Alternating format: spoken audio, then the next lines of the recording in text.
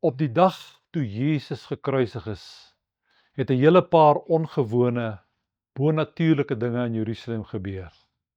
Ek wil vandag met jou praat oor die middag toe die son nie kon skyn nie. Ons lees in Lukas 23 vers 44 en 45 hierdie woorde. Dit was omtrent al 12 uur. Toe kom daar duisternis oor die hele land. En dit het tot 3 uur geduur. Die son het opgehou om te skyn. Daar was al talle pogings in die verlede om hierdie duisternis in die middel van die dag aan die hand van 'n natuurlike sonsverduistering te probeer verklaar. Dit kon egter nie 'n gewone sonsverduistering gewees het nie. 'n Natuurlike algehele sonsverduistering duur gewoonlik slegs 'n baie kort rukkie.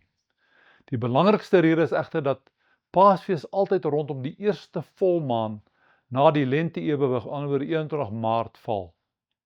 Wanneer die maan juis reg teenoor die son is en nie tussen die son en die aarde nie, die posisie waardeur 'n normale sonsverduistering veroorsaak word.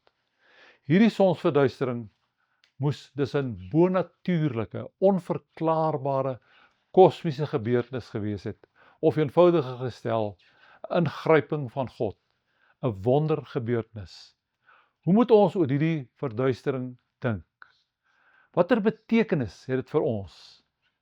Jesus was die lig vir die wêreld, die son van geregtigheid. Met sy geboorte, sy opkoms, was daar 'n buitengewone lig wat die nag verlig het, die ster van Bethlehem. Sy geboorte het 'n kosmiese betekenis en effek gehad. Die skepping het dit bevestig en daarvan getuienis gegee.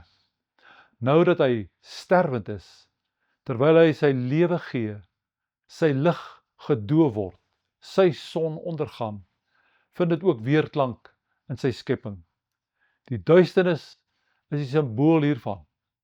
'n buitengewone lig in die nag het sy geboorte aangekondig, en 'n buitengewone duisternis in die dag het sy sterwe begelei. Die Jode het hom een keer versoek deur te vra dat hy 'n teken uit die hemel sou laat plaasvind om sy goddelike sending te bewys. Hy het hulle versoek van die hand gewys, want as hulle eerlik en ernstig was, sou hulle gesien het. Die tekens was daar. 'n ster by sy geboorte en die son wat ophou skyn by sy dood. Verdere kosmiese gebeure sal ook met sy wederkoms gepaard gaan. Hemelliggame sal ook dan daarvan getuienis gee. Matteus 24 vers 29 sê, en dadelik na die verdrukking van daardie dae sal die son verduister word en die maan sal sy glans nie gee nie, en die sterre sal van die hemel val en die kragte van die hemele sal geskud word. Daardie Vrydagmiddag was dit asof die smaad en die hoon en die vernedering wat Jesus aangedoen is, die hemele verbaas en verslae gelaat het. Die skepping was verdwaas. Die son wat sedert die skepping oor alles op aarde geskyn en alles bewaak het soveel boosheid en onreg nog nooit op aarde aanskou nie. En hy onttrek hom. Hy kon dit nie aankyk nie. Die son wat sy strale op die goeie en die slegte, die heilige en die onheilige, die regverdige en die onregverdige laat skyn, het sy lig weerhou toe Jesus Christus sonde gemaak is, toe die totaliteit van alle sonde, ook myne en joune, op hom neergekom het. Die skepping was in 'n rou. Dit het met sy skepper gesimpatiseer, want sy skepper het aan 'n kruis gehang. O, die misterie van dit alles. En dit alles ter wille van jou en my.